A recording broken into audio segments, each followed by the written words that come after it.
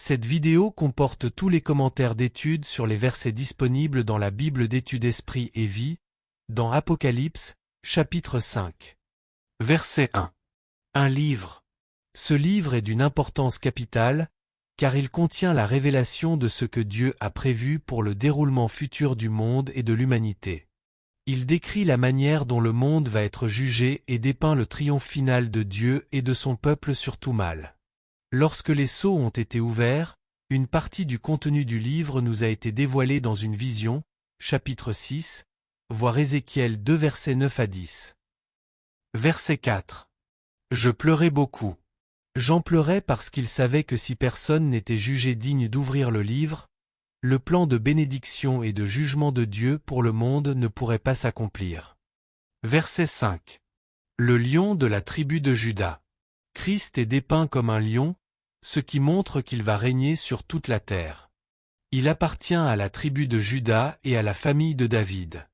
Ces titres de Jésus, Messie conquérant, Genèse 49 versets 9 à 10, et Roi éternel, correspondent aux promesses faites à David, Ésaïe 11 verset 1 et verset 10.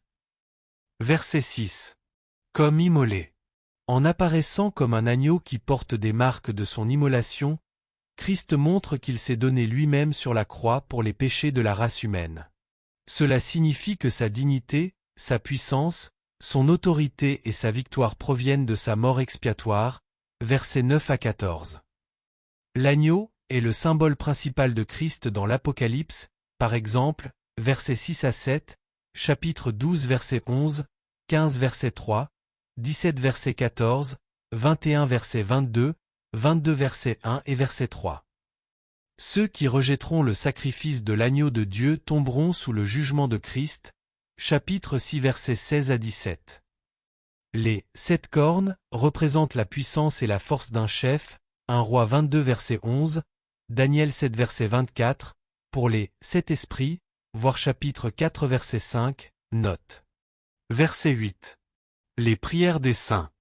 Cela fait allusion à l'intercession des saints en faveur de la venue du royaume terrestre sur lequel ils régneront, versets 9 à 10. Il prie ainsi, que ton règne vienne, que ta volonté soit faite sur la terre comme au ciel, Matthieu 6 verset 10, voir chapitre 6 verset 6, note, 2 Pierre 3 verset 12, note, voir psaume 141 verset 2.